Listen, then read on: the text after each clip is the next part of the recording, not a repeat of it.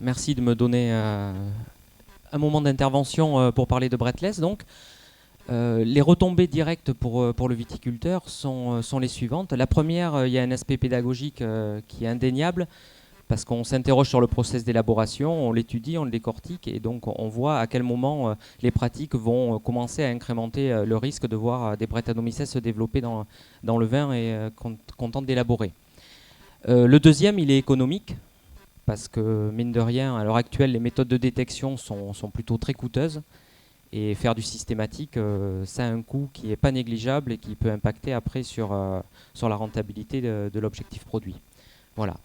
Donc, je vais vous présenter l'outil. On va faire un petit détour d'abord par la méthodologie, mais assez rapide parce que bon, maintenant c'est quelque chose qui est quand même acquis et on ne va pas s'éterniser dessus. J'ai mis maîtriser Brettanomyces. Je pense que à l'heure actuelle, il est un peu illusoire de se dire qu'on va éradiquer cette levure déchet. Le milieu vin est un milieu écologique qui est complexe où beaucoup de micro-organismes vivent en symbiose et je pense qu'il est plus intéressant de maintenir un équilibre plutôt que d'essayer d'éradiquer une partie de la population voilà, pour en privilégier une autre qui ne sera peut-être pas non plus très favorable au vin au final. Donc, en maîtrisant donc, cette population de Brettanomyces, l'objectif, bien entendu, est de voir l'absence de formation d'éthylphénol dans le vin, puisque c'est quand même ce produit-là qui va impacter sur la qualité finale. Donc, le contexte, Brettanomyces, c'est pas nouveau en fait. Hein, maintenant, c'est un adolescent qui est né en 2004, donc avec un appel à projet qui a été pour lequel la Chambre d'agriculture a répondu. Jean-Christophe Crachereau donc s'est penché sur le problème et cette étude elle a duré plusieurs années. On a commencé donc par effectuer une analyse de risque en décortiquant dans chaque process d'élaboration du vin quelles étaient les pratiques et quels étaient leurs impacts au niveau de la production d'éthylphénol ou au niveau de la favorisation en fait, du développement des micro-organismes responsables de ces apparitions de goût phénolé. Et après, il y a eu un travail de modélisation, c'est-à-dire qu'on a repris en fait chaque pratique et auquel on a affecté on va dire un coefficient et qui a une incidence après sur le niveau de risque. Donc nous, ici, la pratique a été mesurée avec un niveau de risque qui va de 1 à sec. On considère qu'il n'y a pas de risque zéro. 1 étant le risque le moins élevé et 5 étant le risque le plus élevé. Et de là, donc, l'approche Breathless, est née pour répondre donc à des problématiques qui étaient grandissantes à l'époque, puisqu'on s'apercevait que cette population de micro-organismes était de plus en plus présente dans les chais, que son impact, avant d'avoir un impact direct sur l'aspect gustatif des vins, pouvait aussi former des masques aromatiques et donc commencer à déprécier même avant que les seuils en éthylphénol soient atteints. On s'est heurté aussi à plusieurs problèmes puisque le polymorphisme du micro-organisme, ses différences de comportement n'ont pas permis de faire une modélisation vraiment parfaite du développement et de la génération des éthylphénols dans les vins. Et puis on a eu aussi une évolution des pratiques au niveau de l'élaboration des vins qui ont fait que les choses évoluent dans le temps. Voilà. Il faut savoir qu'on a même des cas où on voit une coexistence entre les Brettanomyces et les Saccharomyces cerevisiae, alors que pendant très longtemps on pensait que quand un des micro-organismes était dominant, l'autre ne pouvait pas se développer. C'était une erreur. Il semble que maintenant ça soit acquis, il y a des choses qui coexistent de manière assez régulière. Et bien sûr, il a été prouvé donc que la période entre la fermentation alcoolique et la fermentation malolactique était vraiment la fenêtre la plus dangereuse pour ces populations. Donc on a listé donc, au cours de cette étude toute une série d'éléments qui sont dits des éléments favorisants. Bon, vous allez voir, hein, on va retrouver les critères principaux favorisants. Donc les vendanges à pH élevé, hein, c'est une tendance quand même à l'heure actuelle, avec des richesses en sucre. Donc l'élaboration des vins rouges, notamment, s'est orientée vers la recherche d'une maturité phénolique optimale, et bien souvent au détriment d'une maturité technologique. Donc on arrive à des richesses en sucre maintenant qui sont assez élevées, avec des titres alcoométriques potentiels qui peuvent atteindre 15-16 pour certaines cuves de Merlot. Donc tout ça, c'est potentiellement dangereux. Les sulfitages insuffisants. Et à contrario des sulfitages excessifs, on en revient à l'intervention de ce matin sur la sélection des micro-organismes résistants ou alors des souches de mildiou ou d'oïdium résistants. C'est un peu pareil pour Brettanomyces. On arrive à sélectionner des souches qui ont des résistances qui sont assez incroyables.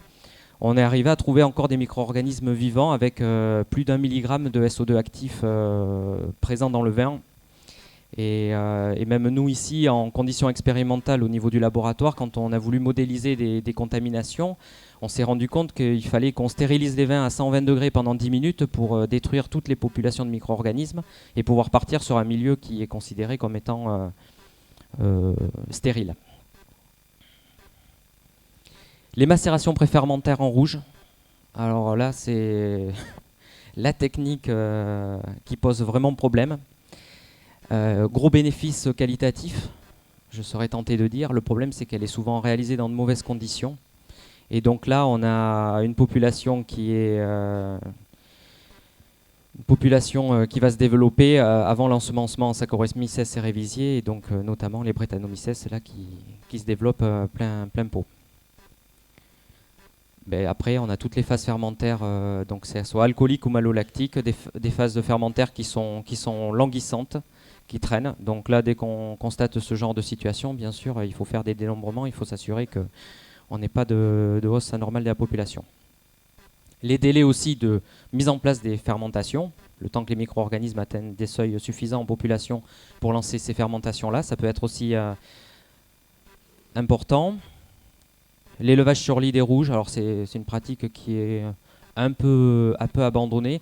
Je dis lit naturel parce que c'est vrai que maintenant on dispose de pas mal de lits synthétiques qui peuvent résoudre ces problèmes-là. Mais voilà, l'élevage sur lit des rouges, qui peut être une technique très intéressante sur le plan œnologique, peut présenter aussi des risques non négligeables. La présence d'oxygène dissous, alors ça c'est un peu mon dada.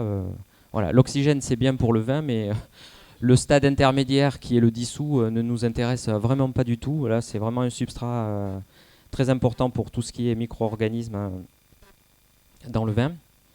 Et les températures élevées, puisque ça engendre évidemment des retards de développement des populations, de fermentation, voilà. Et l'hygiène approximative, je l'ai mis en dernier parce que bien souvent on constate que dans les chais, on n'a pas toujours une procédure d'hygiène bien en place et surtout pas forcément toujours très contrôlée. Donc ça c'est important puisqu'on conserve des souches dans le chai et la contamination souvent vient de là et pas du raisin. Heureusement, on a quelques éléments qui sont aussi défavorisants. Les vendanges à pH bas, donc on a certains secteurs de la Gironde qui sont plutôt privilégiés pour ça. L'ensemencement en levure sèche active. Alors, ce n'est pas une obligation, mais on sait que dès qu'on implante des populations de levure sèche active à des seuils de 10 puissance 6 cellules par millilitre, du coup, c'est vrai qu'on ne laisse pas le champ libre à d'autres micro-organismes.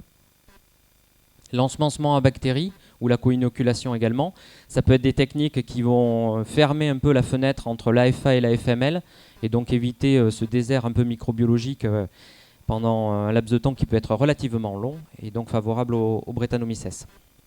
Et après, toutes les opérations physiques sur les vins habituelles, donc les soutirages, les collages, les filtrations. Voilà, ce sont des pratiques qui sont simples, qui ont parfois été négligées, mais qui ont un impact très important sur la gestion des populations de micro-organismes. Je pense notamment au soutirage et au collage. Les teneurs suffisantes en SO2 actif. Donc suffisante, ça sous-entend un minimum de 0,6 mg par litre de SO2 actif. On peut même être à 0,7 si le pH le permet. Les températures basses, bien entendu. Et donc face à ça, il y a aussi l'opérateur. Donc quelle est sa stratégie habituellement? Parce que l'outil Breathless va analyser le processus, mais il fallait aussi qu'on le confronte par rapport à différentes typologies de viticulteurs et de pratiques habituelles. Donc on a regroupé la production sous 4 grandes familles. On a le viticulteur qui a la politique de l'autruche. Donc on a certains viticulteurs, Brettanomyces n'existe pas, je n'ai pas de problème, je ne veux pas en avoir, j'ignore le risque et puis si un jour ça survient, je verrai. On a un autre viticulteur qui lui est plutôt joueur, il a conscience des risques, mais bon, il a un objectif produit, il veut le remplir et Il sait que ça existe. Pour lui, la probabilité d'avoir un problème, elle est plutôt faible, donc il n'en tient pas compte. On a l'inquiet. Dans certains châteaux, moi j'ai des exemples là de propriétés où annuellement on fait plus de 400 PCR, dénombrement d'éthylphénol par an sur la propriété.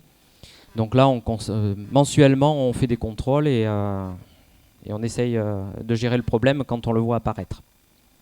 Et puis on a une autre population de viticulteurs chez qui avaient été menés les essais. Ce sont des viticulteurs qui sont très attentifs à leur pratique, qui suivent ça d'un œil très curieux et qui se disent bon, le risque est là, mais est-ce que je peux composer avec? Quels sont les moyens qui sont mis à ma disposition pour essayer de juguler le développement de cette population de micro-organismes et surtout pas engendrer la production d'éthylphénol? Parce que on l'a bien vu avec cet outil, c'est pas parce qu'on a des Brettanomyces dans le vin qu'on va avoir la production d'éthylphénol. Donc là, Breathless répond à ces 4 profils, voilà, en essayant de montrer aux viticulteurs qu'il y a des points clés, il y a des éléments qu'il faut contrôler à des moments bien précis sur certaines cuves.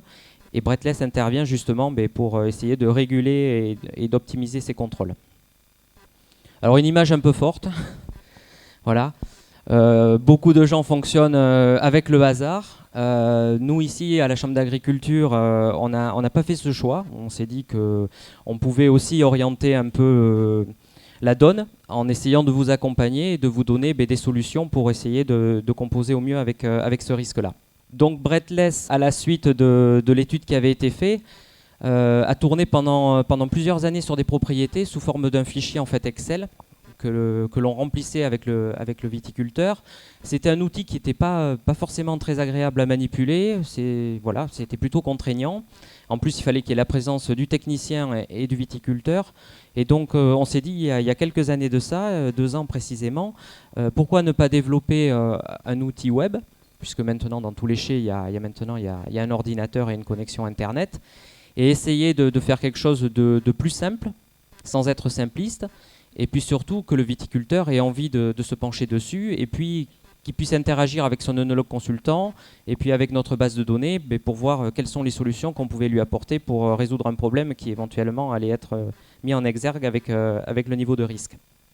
Alors, on a modélisé ça, parce que c'est une méthode qui nécessite la saisie de plusieurs paramètres, analytiques notamment, mais aussi de traçabilité sur les opérations qui sont faites au chai. On voulait un outil de saisie plutôt rapide, et c'est le cas, puisqu'on considère qu'il faut entre 5 et 10 minutes par an et par lot pour avoir un suivi complet sur Breathless. On voulait donc que cet outil web autorise une saisie directe par l'exploitant, mais qui puisse être également consultable par l'œnologue conseil. L'outil Breathless ne propose pas de solution. L'outil Breathless, il est là plus comme un espèce de point névralgique sur lequel vont se concentrer les questionnements du viticulteur, les réponses de l'œnologue consultant et éventuellement nos études, nous, ici à la Chambre d'agriculture, sur l'expérimentation. Et donc, on a fait ce site que vous pouvez trouver à l'adresse breathless.com. Voilà, donc en résumé, Breathless permet alors de suivre des lots présentant le plus de risques en analysant au meilleur moment. Lorsque ce risque devient trop important, le logiciel déclenche une alerte pour faire un comptage microbiologique. Et on l'a vu dans les propriétés qui sont suivies, il fait en général émerger les causes de contamination. On a dans les pratiques souvent à un moment donné une petite fenêtre qui est créée, qui n'est pas toujours évidente à identifier, et grâce à ce logiciel-là, on l'identifie assez rapidement. Voilà, ici vous avez un graphique qui représente l'évolution du niveau de risque. Donc comme je vous disais sur l'échelle de droite, un niveau qui va alors pas de 0, mais de 1 à 5.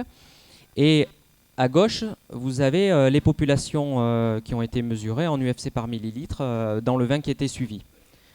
En pointillé, donc, ce sont les populations de Brettanomyces, et la courbe pleine, c'est le risque mesuré. Et on voit que, alors ça c'est vraiment la courbe idéale, hein, elle ne ressemble pas toutes à celle-là, mais on voit très bien que quand même, quand le niveau de risque augmente, on anticipe très légèrement le développement de la population de Brettanomyces.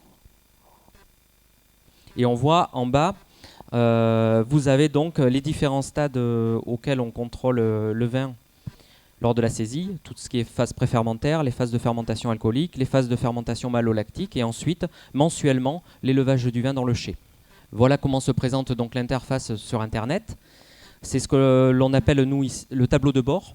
Donc c'est l'élément central du logiciel, dans lequel vous allez retrouver donc en haut à droite les coordonnées avec la possibilité d'envoyer directement un mail à votre œnologue consultant qui est saisi lors de la création du compte.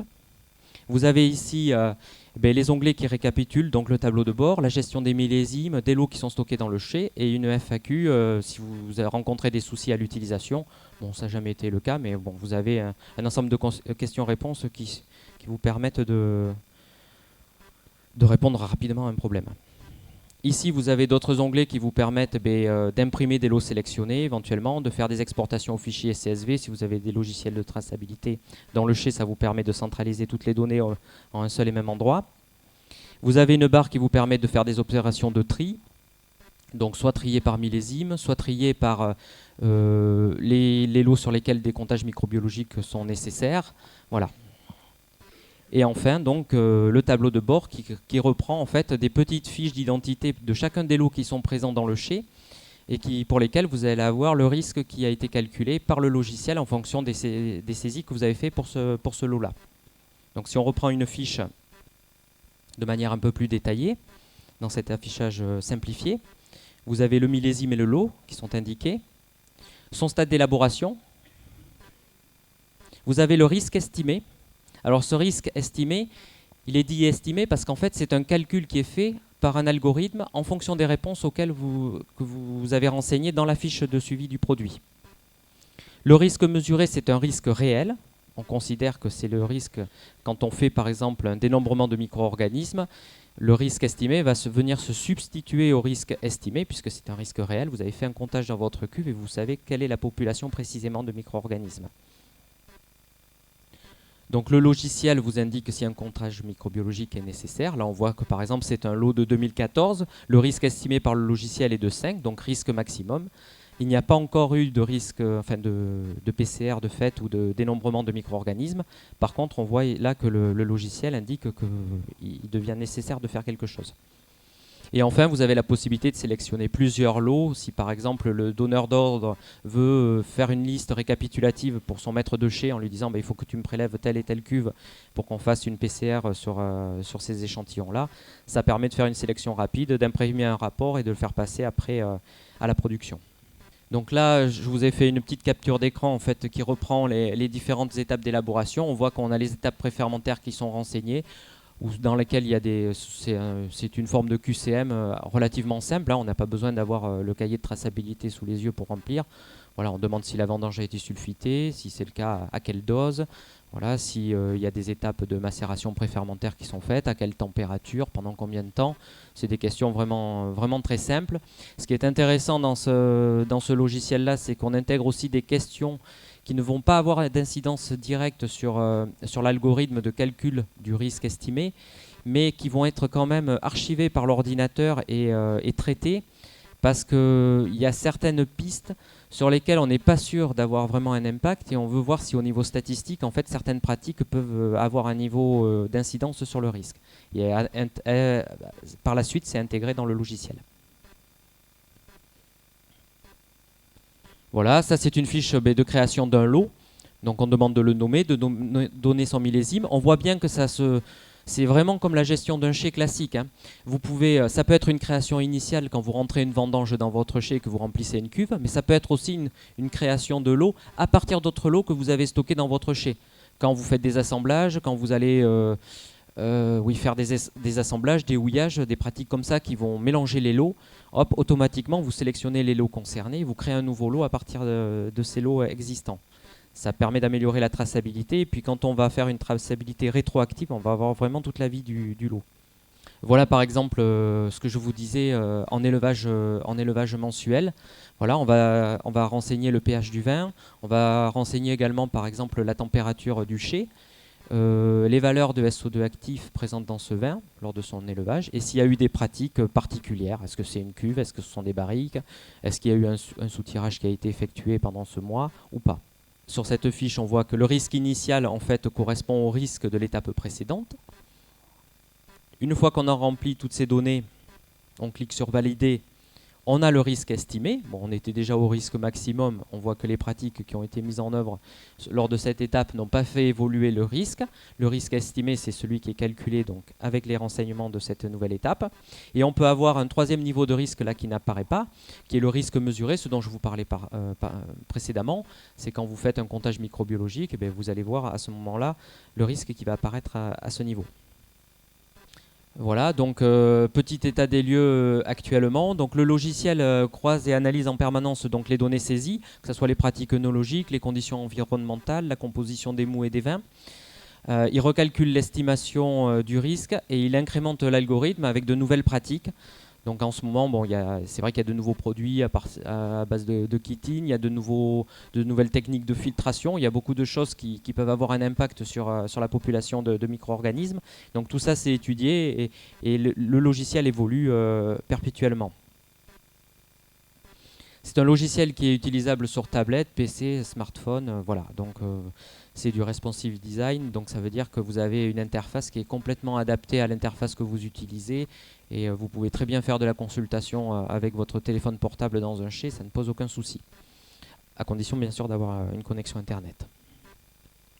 Actuellement, il y a à peu près 500 lots qui sont suivis annuellement. Sur ces 500 lots, il y a un peu plus de 300 lots qui font l'objet de saisies mensuelles.